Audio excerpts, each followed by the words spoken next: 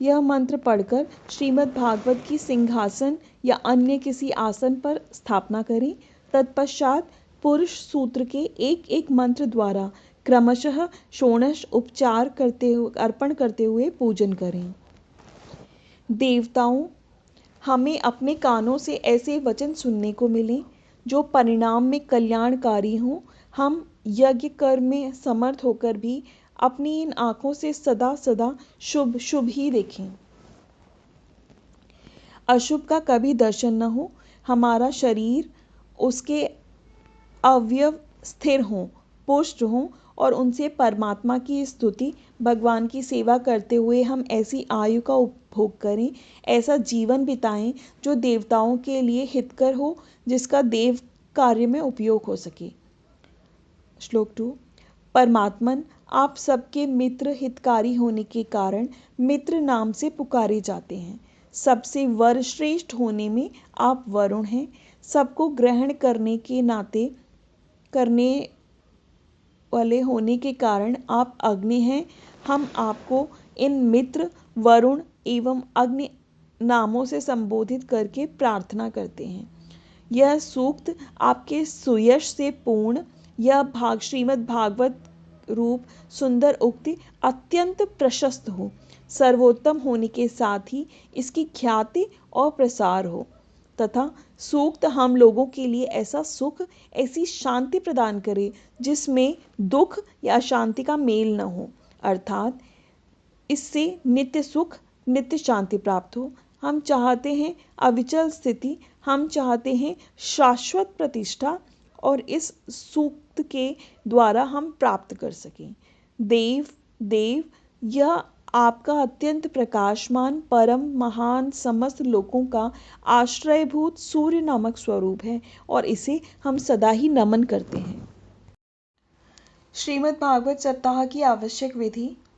पुराणों में श्रीमद् भागवत के सप्ताह पारायण तथा श्रवण की बड़ी भारी महिमा बताई गई है। अतः श्रीमद् भागवत प्रेमियों के लिए संक्षेप में सप्ताह यज्ञ की आवश्यक विधि का दिग्दर्शन कराया गया है। महत्व विचार। पहले विद्वान ज्योतिषी को बुलाकर उनके द्वारा कथा प्रारंभ के लिए शुभ मुहूर्त का विचार कर लेना चाहिए। नक्षत्रों में हस्त, चित्रा, स्वाति, विशाखा, अनुराधा, पुनर्वसु, पुष्य, रेवती, अश्विनी, मृगशिरा, श्रवण, धनिष्ठा तथा पूर्व भाद्रपदा उत्तम है। तिथियों में द्वितीया, तृतीया, पंचमी, षष्ठी, दशमी, एकादशी तथा द्वादशी को इस कार्य के लिए सर्वश्रेष्ठ बताया गया है।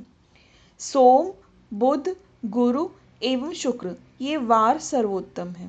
तिथि, वार और नक्षत्र का विचार करने के साथ यह भी देख लेना चाहिए कि शुक्र या गुरु अस्त, बाल अथवा वृद्ध तो नहीं है।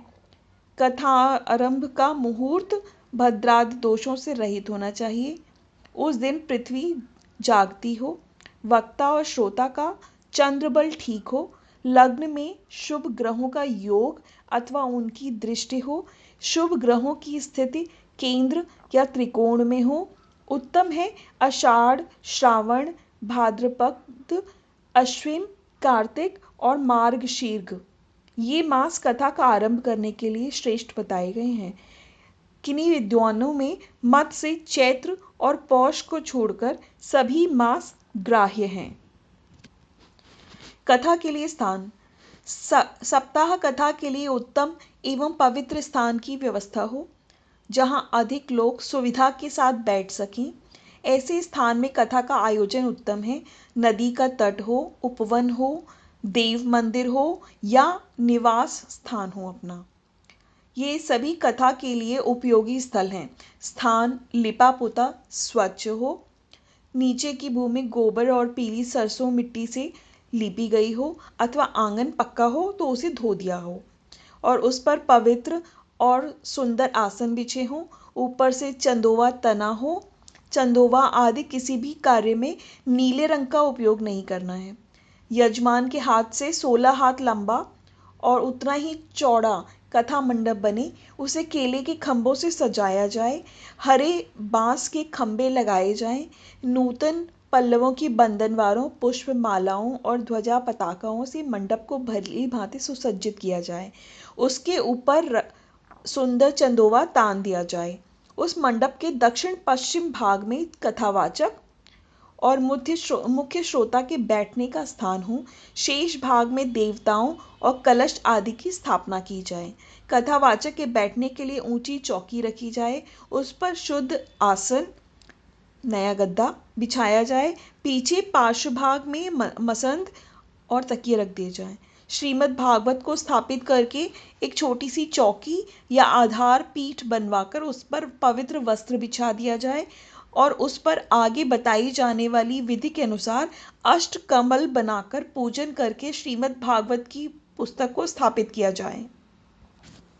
कथावाचक विद्वान सर्वशास्त्र कुशल दृष्टांत देकर श्रोताओं को समझाने में समर्थ, सदाचारी और सद्गुण संपन्न ब्राह्मण हों। उनमें सुशीलता, कुलीनता, गंभीरता तथा श्री कृष्ण भक्ति का होना भी परम आवश्यक है। वक्ता को असूया तथा पर निंदा आदि के दोष से सर्वथा रहित, निष्प्रह होना चाहिए। श्रीमद् भागवत की पुस्तक को रेशमी वस्त्र से आच्छादित करके छत्र चंवर के साथ डोली में अथवा अपने मस्तक पर रखकर कथा मंडप में लाना चाहिए और स्थापित कर देना चाहिए। उसी समय गीत वाद्य के साथ उत्सव मनाना चाहिए। कथा मंडप से अनुपयोगी वस्तुएं हटा देनी चाहिए। इधर उधर दीवारों पे भगवान और उनकी लीलाओं के स्मारक चिन्ह लगा देने चाहिए। वक्ता का मुंह यदि उत्तर की तरफ हो तो मुख्य श्रोता का मुख पूर्व की तरफ होना चाहिए। यदि वक्ता पूर्वाभिमुख हो तो श्रोता को उत्तराभिमुख होना चाहिए। सप्ताह कथा एक महान यज्ञ है। इसे सुसंपन्न करने के लिए अत्यंत सुहृद संबंधियों को भी सहायक बना लेना चाहिए। अर्थ की भी समुचित व्यवस्था पहले से ही कर लेना उत्तम है। 5-7 दिन पहले से दूर दूर तक कथा का समाचार भेज देना चाहिए और सबको अनुरोध भी कर लेना चाहिए।